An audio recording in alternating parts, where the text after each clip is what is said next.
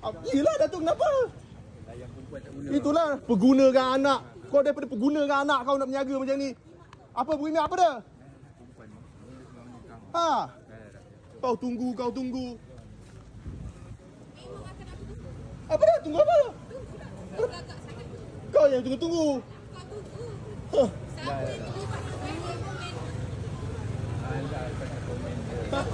Tunggu apa?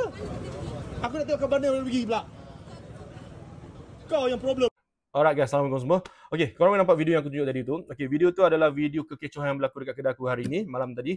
Okay, so video tu adalah seorang perempuan yang datang berniaga dekat kedai aku dengan lelaki dia yang telah buat kecoh dekat kedai aku. Okay, so dekat video tu juga korang boleh nampak ada sedikit unsur-unsur ugutan yang dia keluarkan tadi, yang dia kata kau tunggu. Maknanya dia mungkin dia akan buat sesuatu dekat aku yang aku tak tahu dia apa yang dia nak buat. Okay, so andai apa-apa terjadi pada aku ataupun pada kedai aku ataupun pada teammate aku, kemungkinan benda ni adalah pelakunya adalah mereka berdua lah. Okay, so kalau dia orang buat apa-apa pun senang polis nak cari dia orang. Betul tak? Pihak berkuasa nak cari dia orang. So tujuan aku buat video ni adalah untuk cover diri aku sendiri, kemungkinan perkara yang tak diingini yang berlaku pada diri aku. So senang nanti pihak berkuasa untuk buat kerja dia orang. Alright. Okay, kekecohan ni berlaku adalah disebabkan teguran aku. Teguran aku hanya menegur laki dia mendukung anak dia ke meja dan terlanggar kepala anak dia ke besi kemah sebanyak 2 atau 3 kali. Saya tegur, bang, kepala anak tu bang. Lepas tu, bini dia mengadu dekat dia, tak tahu cakap apa, pang. Tiba-tiba laki dia muka tak puas hati datang kat saya. Lepas tu dia cakap anak dia. Lepas tu saya cakap, ya anak awak, ya saya tahu, tapi kepala anak awak tu. Lepas tu, bini dia tiba-tiba pula meroyan. Meroyan cakap aku ni kurang ajar. Yang kurang ajar tu siapa kak? Ha?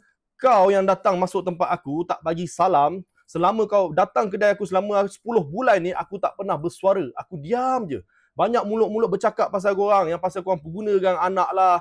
Untuk meraih simpati pada customer lah. Untuk customer beli korang punya kacang lah.